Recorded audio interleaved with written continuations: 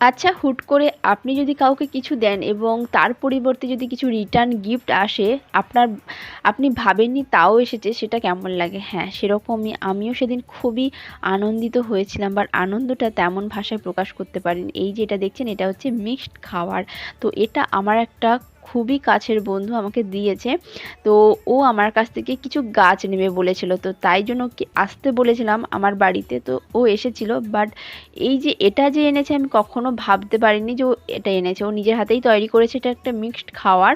তো এটা 12-13 রকমের খাওয়ার দিয়েই তৈরি করা, একটা জৈবিকভাবেই তৈরি করা। তো একে আমি এই গাছগুলো দিয়েছিলাম, তো তার রিটার্ন গিফট হিসেবে আমাকে গাছেরই খাবার দিয়ে গেছে।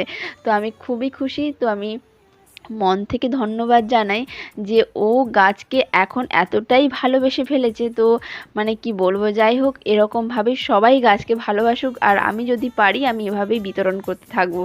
আজকে তো